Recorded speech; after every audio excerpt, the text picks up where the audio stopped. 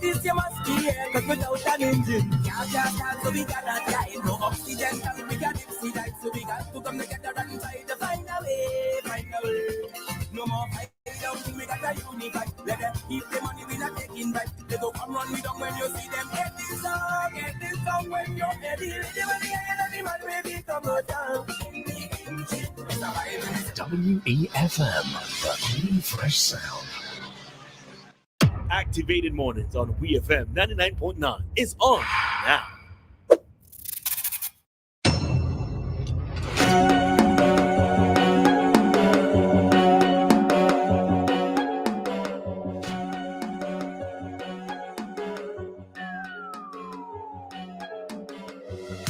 Welcome back, St. Vincent and the Grenadines. The time is 9:22, and it's our Talk to Me segment this morning on Activated Mornings. You're listening to Arian. With me is Roleza. The number to call is 457-9997. Also, the number to WhatsApp 457-9997. This morning, we're talking pregnancies, impregnating, procreating, zesting when you're fetting.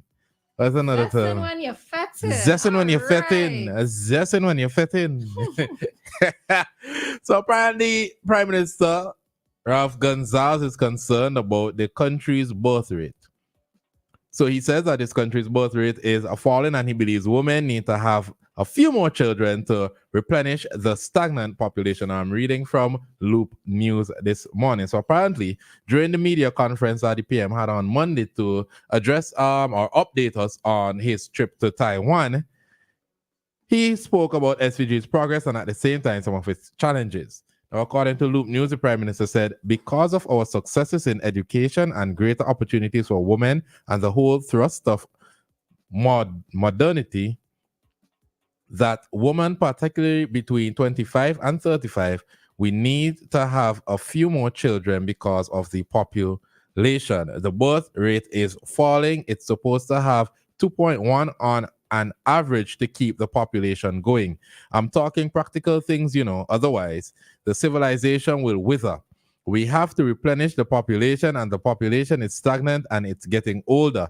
And I'm very happy it's getting older. People are living longer, but you have to have it replenished. It can't be replenished by people from Mars. It has to be replenished by real flesh and blood women.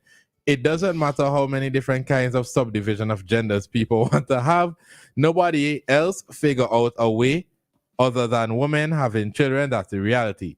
It's a problem, I know, to balance your professional life and life of motherhood, but this is how civilization has to find a way of replenishing itself and advancing. All right, we have a caller. It's the call, and we could Good morning, caller. Caller. Yeah, good morning. Good morning. Morning. How are you? Smart man. This is real smart man tactics, man. I love to respond to these things, Let me hear your response. Now giving credence. Nice language, PM Gonzalez.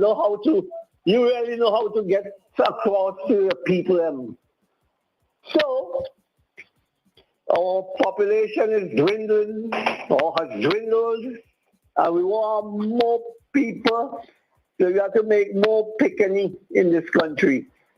I wonder how Roleza responds to that. What is her plans when she hears about women being encouraged to multiply and replenish the earth? I am taking this whole thing as a political strategy. Who vex, I don't concern. The Prime Minister knows how and when to come in with these things. Congrats to you, Mr. Prime Minister. I respect your knowledge about all what is going on in St. Vincent and the Grenadines, and you have the right medicine for people. I just want to say that, so it's left to be seen how this is going to impact on our fertile women. Thank you. All right, Dave. Thank you. All right. So go on to finish the story. It says, according to Statista, a global data and business intelligence platform with an extensive collection of statistics, reports, and insights, St. Vincent and the Grenadines has a population of just over 103,000 people. According to statistics, birth rate information for St. Vincent and Grenadines from 2011 to 2021, the crude birth rate in St. Vincent and Grenadines saw no significant changes in 2021 in comparison to the previous year, 2020. 13.07 live births per 1,000 inhabitants and remained at around 12.9 live births per 1,000 inhabitants. Yes, 2021 saw the lowest birth rate in St. Vincent and the Grenadines with 12.9 live births per 1,000 inhabitants. The birth rate in 2011 was 16.48 live births per 1,000 inhabitants. In addition, according to statistics fertility rate information from 2011 to 2021, in 2021, the total fertility rate in St. Vincent and Grenadines was about 1.8 children per woman. Anyways, but still, the fertility rate reached its lowest value of the observation period in 2021. The fertility rate in 2011 was 2.1 children per woman. All right, let's take this call quickly. Hi, Coach. Good morning. Good morning. Morning. I understand the thing, but right here in America, that's the reason why they want to bring in immigrants, because the population that is working population is dwindling. It is not happening. So you have to get more people working in order to keep the INS. You call it INS, right? But NIS. Yeah, but we call it National Insurance Scheme. In order for you to pay those people, the older folks, you have to have another large crowd of people working. So the population. I wonder if you understand what I'm trying to say. Yeah. Yeah, because you can't rely on a low birth rate. Because some reason not like America where they could, like people flocking by the door to come in. Like here in America, southern border, there's thousands and thousands of people, waiting to come in to America. We don't have that. And the reason why America still accepts people is because if they don't, they won't be able to continue with Social Security as it is. And people have to understand. Yeah, the Prime Minister probably might have said it in a other way that people probably don't kind of like respect how he said it. But the truth and fact of the matter is the same thing America is asking people to do, asking people to have more kids. And I'm not going racial now, but the white folks saying that the white people don't have enough babies, and black people and Spanish people is taking over America. You know what I mean? So they want them to have more babies too. So that's that. I'm just putting that in the mix. Yeah. So when you say the Prime Minister saying something, that's nothing new, because everybody asking for more babies all over the world. All right. Thank you, Kojo. All right. So that's actually what I was going to say next. What the PM is saying isn't crazy. It isn't wild. There's nothing wrong with what he was saying as it relates to sociology. But I think the major problem that a lot of people are having is people could barely survive off the salary as much as bring another person in the world to take care of. And that is, I think, is the main reason why there's such a decline in the birth rate, because people are struggling more than they ever did. Last year, St. Lucia had called for more persons to procreate. In 2020, I remember it was viral when Dominican Prime Minister Roosevelt Skerritt, he had called, or is it President? I think it's Prime Minister. He had called for more babies. I remember the press conference because I died laughing. Please have more babies. But what the Prime Minister asked for isn't foreign. The problem is, can persons afford to have children? I mean, we're three here on activated mornings, and only one of us have a child, and it's one child. But and of the trio, how many of us actually want children? That's the other question. And that's the other thing, people. Right? And then there's a whole layer discussion coming down to family and procreation and all these things that people just aren't interested in doing certain things as they used to be. All right. So the discussion, and to add to what Arya and Kojo saying, this is not a call being made by our prime minister alone. This is an international issue at this point because there is a decline in birth rates internationally. We know that China used to have the one-child policy. China no longer has that one-child policy, right? Japan, Hungary, South Korea, and Israel are also trying to increase their birth rates, and they've also put in incentives for persons to increase the birth rates, right? So this is not a localized problem in terms of being it an SVG. And remember that apart from the NIS part of it, we're also going to have issues with the decline in birth rate in there being a labor shortage, as Kojo would have spoken about. And then we're going to have an aging population. One of the things with the aging population is who is going to be there to take care of persons as they get older if we're not replenishing the earth as quickly as possible, right?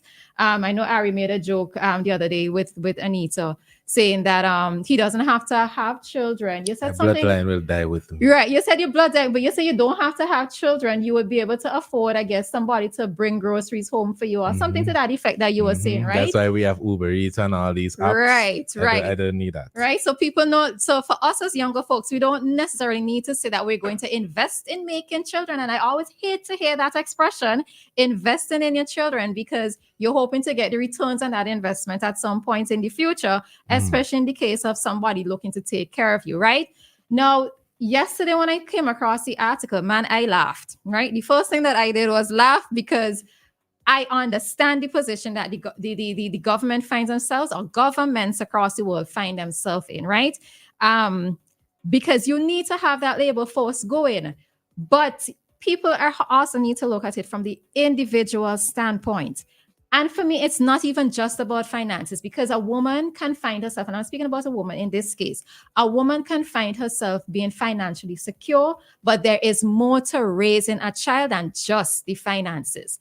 And Krista would have brought out the point several times. You have to be emotionally ready. Do you have that village around you? Yes, you might make a child for a man. Yes, that man might claim to be or say that upfront that he's going to be there for that child. But as a woman bringing a child into this world, you have to make provisions for just in case something happens. Suppose the father of that child passes away. Suppose his economic position changes. Suppose, let's say, he decides to go away to earn a better living, and you are left with the responsibility of raising this child on your own. It's not all just about the finances. He could very well turn out to be a worthless man. But the thing of it is that as a woman, when you make that decision to bring a child into the world, you find yourself in a position where you have to become self-sacrificing, right? And in speaking with a friend yesterday, she was making the point that her grandmother said that had she had the opportunities that we have presently as women, had she had the knowledge, had she had the healthcare, etc., that was present,